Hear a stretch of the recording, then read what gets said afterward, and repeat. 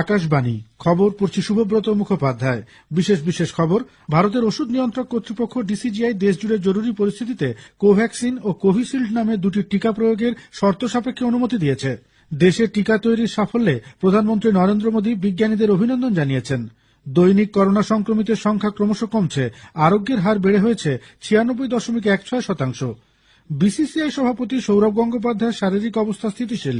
আজ সকালে প্রাতঃরাশ সেরেছেন, রক্তচাপ ও অক্সিজেনের মাত্রা স্বাভাবিক। প্রধানমন্ত্রী স্থানীয় পণ্যকে বিশ্বের দরবারে তুলে ধরার জন্য আইআইএম এর ছাত্রছাত্রীদের এগিয়ে আসতে বলেছেন। করোনা সংক্রমণ এড়াতে মাস্ক পরুন ও ঠিকভাবে পরুন, 2 গজ দূরে থাকুন, নিরাপদ দূরত্ব বজায় রাখুন, হাত ও মুখ পরিষ্কার পরিচ্ছন্ন রাখুন। আসছে বিস্তারিত খবরে। ভারতের ওষুধ নিয়ন্ত্রক কর্তৃপক্ষ ডিসিজিআই দেশজুড়ে জরুরি পরিস্থিতিতে ভারত বায়োটেকের কোভ্যাক্সিন ও সেরাম ইনস্টিটিউট অফ ইন্ডিয়ার কোভিশিল্ড প্রতিষেধক প্রয়োগের অনুমোদন দিয়েছে। আজ এক সাংবাদিক সম্মেলনে ওষুধ নিয়ন্ত্রক কর্তৃপক্ষের মহানির্দেশক ভিজি সোমানি জানান, কোভিশিল্ড 70% সুরক্ষিত বলে প্রমাণিত হয়েছে। নিয়ন্ত্রিতভাবে ও শর্ত সাপেক্ষে এই দুই টিকার প্রয়োগ চলতে পারে। The overall vaccine efficacy was found to be 70.42%.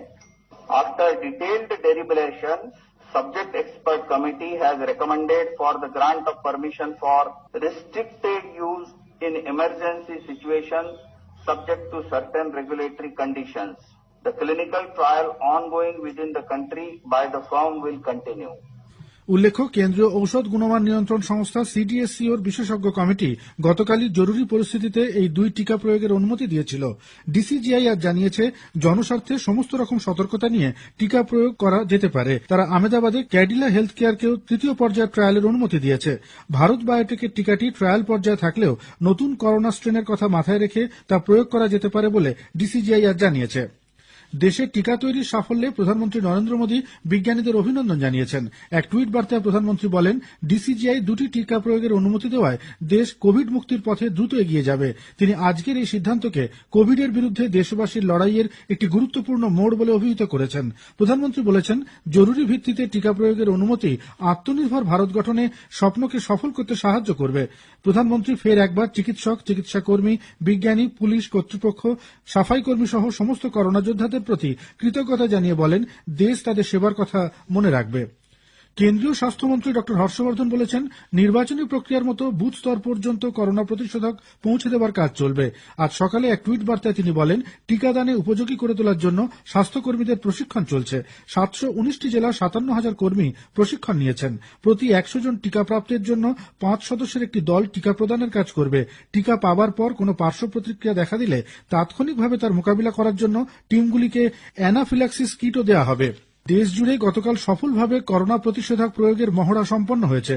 125টি জেলার 286টি জায়গায় মহড়া করা হয়। প্রতিটি জেলায় 3টি করে স্বাস্থ্যকেন্দ্রে মহড়ার ব্যবস্থা করা হয়েছিল।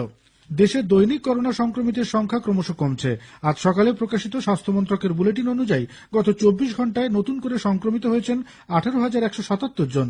এই নিয়ে মোট সংক্রমিতের সংখ্যা 1,03,23,965। করোনা মুক্ত হয়েছেন 99,27,310 জন। গত 24 ঘন্টায় সুস্থ হয়েছেন 20,923 জন।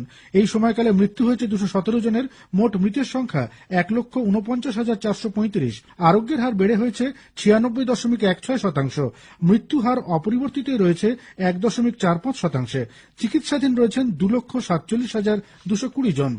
চিকিৎসা গবেষণা সংস্থা আইসিএমআর সার্স-কোভ-2 নতুন স্ট্রেনটিকে সাফল্যের সঙ্গে চিহ্নিত করতে সক্ষম হয়েছে। এ পর্যন্ত কোনো দেশই ব্রিটেনে প্রথম ধরা পড়া এই স্ট্রেনটিকে আলাদা করে কালচার করতে পারেনি। একমাত্র ভারতই একাজে সক্ষম হয়েছে। ন্যাশনাল ইনস্টিটিউট অফ ভাইরোলজির পরীক্ষাগারে এই কালচার চলছে। নমুনা সংগ্রহ করা হয়েছে ব্রিটেন ফেরত রোগাক্রান্তদের থেকে। করোনা সংক্রমণের নিরিখে বিশ্ব ক্রমতালিকায় ভারত দ্বিতীয় স্থানে থাকলেও প্রতি 10 লক্ষের সংক্রমণ এবং মৃত্যু সংখ্যার দিক থেকে দেশ অনেকটাই ভালো অবস্থায় রয়েছে। মার্কিন যুক্তরাষ্ট্রে প্রতি 10 লক্ষে সংক্রমিত 62,968 জন, প্রতি 10 লক্ষে মৃত 1,080 জন। ব্রাজিলে প্রতি 10 লক্ষে আক্রান্ত 36,172, মৃত 918। রাশিয়ায় 10 লক্ষে আক্রান্ত 22,009 জন, মৃত 397 জন। ফ্রান্সে 10 লক্ষে আক্রান্ত 40,449 জন, মৃত 993 জন। গ্রেট ব্রিটেনে প্রতি 10 লক্ষে আক্রান্ত 38,195 জন, মৃত 1,096 জন। সেই তুলনায় ভারতে প্রতি 10 লক্ষে আক্রান্ত হয়েছেন মাত্র 7,455 জন, মৃত্যু হয়েছে 108 জনের।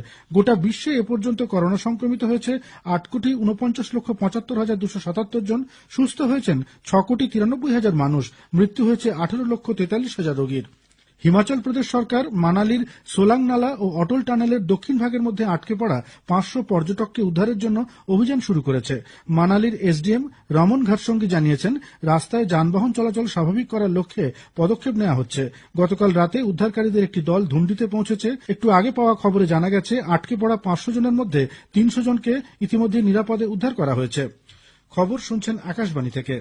বিসিসিআই সভাপতি সৌরভ গঙ্গোপাধ্যায়ের শারীরিক অবস্থা স্থিতিশীল। আজ সকালে প্রকাশিত হাসপাতালের মেডিকেল বুলেটিনে বলা হয়েছে, তার পালস রেট মিনিটে 70, রক্তচাপ 110 এবং 70, রক্তে অক্সিজেনের মাত্রা 98%। আজ সকালে তার ফের ইসিজি করা হয়। ওই বুলেটিনে জানানো হয়েছে, রাতে তিনি হালকা খাবার খেয়েছেন, তার ভালো ঘুম হয়েছে।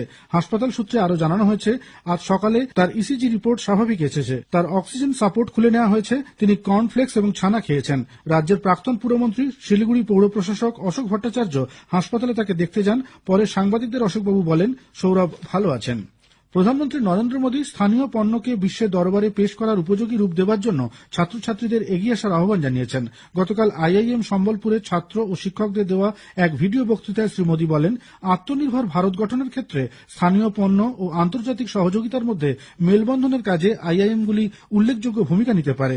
দেশ এবং বিদেশে আইআইএম এর যেসব প্রতিভাবান প্রতিনিধি রয়েছেন, তারা ভারতীয় ব্র্যান্ডের আন্তর্জাতিকীকরণে সাহায্য করতে পারেন বলে তাঁর অভিমত। শ্রী মোদী গতকাল আইআইএম সম্বলপুরের স্থায়ী ক্যাম্পাসের ভিত্তিপ্রস্তর স্থাপন করেছেন। ওড়িশার পর্যটনকে আরো জনপ্রিয় করে তুলতে আইআইএম এর পড়ুয়াদের জ্ঞান ও দক্ষতা কাজে আসবে বলে প্রধানমন্ত্রী আশা প্রকাশ করেন। আইআইএম সম্বলপুর হল প্রথম শিক্ষা প্রতিষ্ঠান যেখানে প্রথম ডিজিটাল লার্নিং পদ্ধতি প্রয়োগ করা হয়েছিল। প্রধানমন্ত্রী সংস্থার এই ভূমিকার প্রশংসা করে বলেন, বর্তমানে প্রযুক্তিগত ব্যবস্থাপনাও যথেষ্ট গুরুত্বপূর্ণ হয়ে উঠেছে। ওড়িশার মুখ্যমন্ত্রী নবীন পট্টনায়কও অনুষ্ঠানে ভাষণ দেন। প্রধানমন্ত্রী নরেন্দ্র মোদী আগামীকাল ভিডিও কনফারেন্সের মাধ্যমে জাতীয় আবহাওয়া কনক্লেভের বক্তৃতা দেবেন।